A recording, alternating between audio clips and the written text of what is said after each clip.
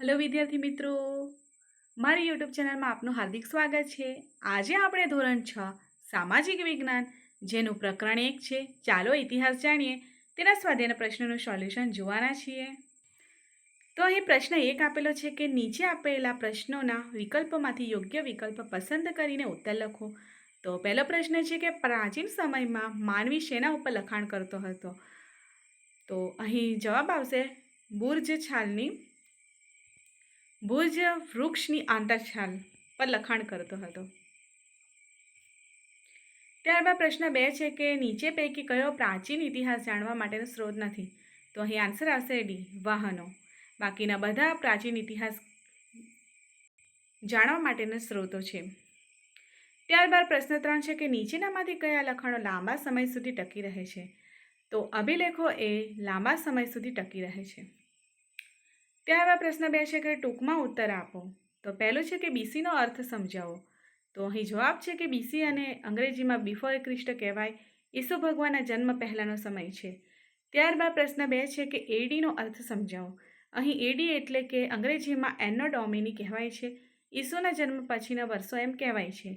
ત્યારબાદ પ્રશ્ન 3 છે કે બીસીઈ એટલે શું? તો અહીં જવાબ આવશે કે બીસીઈને અંગ્રેજીમાં બિફોર કોમન ઇરા કહેવાય, સામાન્ય સાધારણ યુગ પૂર્વે। ઘણીવાર સાલવારીને બીસીને બદલે બીસીઈ તરીકે પણ લખવામાં આવે છે। ત્યારબાદ પ્રશ્ન 4 છે કે ભારતના સૌથી જૂના સિક્કા કયા છે? તો અહીં જવાબ આવશે કે ભારતમાં ઈસવીસન પૂર્વે 5મી સદીના પંચમાર્ક સિક્કા સૌથી જૂના સિક્કા છે। પ્રશ્ન 5 છે કે ઇતિહાસ જાણવા માટે સ્ત્રોત કયા કયા છે? તો અહીં જવાબ આવશે કે જૂની ઇમારતો, પથ્થરો, ઈંટો, ઓજારો, ખોરાકના નમૂનાઓ, મનુષ્ય અને પ્રાણીના હાડકાં, તાળપત્રો, ભોજપત્રો, અભિલેખો, સિક્કા, તામ્રપત્ર, પ્રવાસ વર્ણનો વગેરે ઇતિહાસ જાણવા માટેના સ્ત્રોત છે। ત્યારબાદ અહીં પ્રશ્ન 3માં અ વિભાગની વિગતો બ વિભાગની વિગતો સાથે યોગ્ય રીતે જોડી અને ઉત્તર આપો। તો અમાં છે પહેલું અભિલેખ। અભિલેખ એ પથ્થર કે ધાતુ પર કોતરેલું લખાણ છે જેને અભિલેખ કહેવામાં આવે છે। ભોજપત્ર, ભોજપત્ર એટલે કે ભુર્જ નામના વૃક્ષની છાલમાંથી બનાવવામાં આવે છે। ત્યારબાદ આવશે તામ્રપત્ર। તામ્રપત્ર એ તાંબાના પતરા ઉપર કોતરેલું લખાણ છે।